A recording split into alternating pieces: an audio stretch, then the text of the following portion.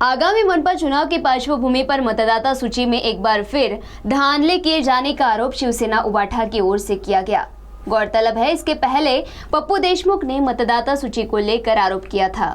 तो ये सुनते हैं शिवसेना उबाठा ने पत्र परिषद लेकर इसके संबंध में आरोप करते हुए क्या कहा। आज शिवसेना उद्धव बाळासाहेब ठाकरे पार्टी की ओर से एक पत्रकार परिषद ली गई। इस पत्रकार परिषद में प्रभाग क्रमांक 1 देगो तुकुम के मतदाता सूची में गंभीर अनियमितता और कथित तौर पर गैर व्यवहार किए जाने का आरोप लगाया गया। इस पत्र परिषद में शिवसेना उबाठा के महानगर अध्यक्ष पूर्व नगर सेवक सुरेश पचारी के साथ शिवसैनिक राहुल विरुटकर तथा अन्य शिवसैनिक मौजूद थे। तो आइए सुनते हैं इस मौके पर मीडिया प्रतिनिधियों के साथ बातचीत करते हुए शिवसैनिक राहुल विरुटकर ने क्या आरोप किया, स्वयं उन्हीं जुबानी। सर्वांना नमस्कार, जय महाराष्ट्र।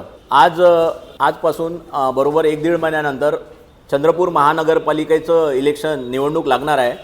त्या संदर्भात महानगरपालिकेने एक प्रारूप यादी, मतदान यादी ही प्रकाशित केली आहे 20 तारखेला। आणि त्या मतदान यादीमध्ये काही त्रुटी असल्या कारणाने आज आम्ही इथं पत्रकार भवनमध्ये पत्रकार परिषद आम्ही घेतली। त्याच्यात विषय असे आहे की आमच्या प्रभागातले प्रभाग नंबर 1 काही मतदान हे 1200 ते 1300च्या दरम्यान दुसऱ्या प्रभागात गेले आहे आणि ते मतदान BLOला न भेटता ते जे मतदान बाहेर गेले आहे ते BLOच्या नजरेच्या खालून गेले आहे आणि विशिष्ट एका पक्षाचे पदाधिकारी त्या मतदानांना दुसऱ्या प्रभागातून आमच्या 1 नंबर प्रभागात आणण्यात आता तत्पर आहे। आजची शेवटची तारीख होती।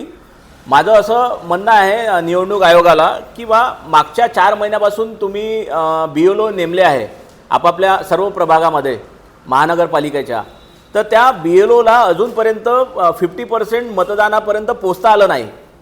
तर आता या तुम्ही जो वेळ दिला आहे 20 तारखेपासून तर आजची 3 तारीख, या 13 दिवसाच्या काळात जेव्हा एका विशिष्ट पक्षाचे पदाधिकारी जाऊन लोकांपर्यंत पोहोचत आहे आणि या प्रभागातले लोक त्या प्रभागात टाकत आहे, तर इथं कुठेतरी एक संशयास्पद गोष्ट आहे की ते बोगस तर नाही आहे।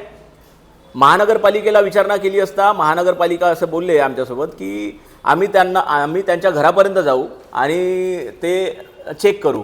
आम्ही त्यांच्यावर विश्वास ठेवला। आता समोर येणारी यादी आम्ही ही पत्रकार परिषद घेतली कशासाठी की समोर येणारा पाठ्यक्रम आहे जो निवडणुकीचा आहे, जे यादी आहे ते तुम्ही एक सुनिश्चित करा, व्यवस्थित करा आणि नवीन येणाऱ्या भावी उमेदवारांसोबत एक स्वच्छ ज्याच्यात कोणती शंका नसलेली यादी, मतदार यादी आम्हाला देण्यात यावी, या संदर्भात आम्ही हे पत्रकार परिषद घेतली। धन्यवाद। CTV के लिए हमारे प्रतिनिधि वैभव रुयारकर की रिपोर्ट।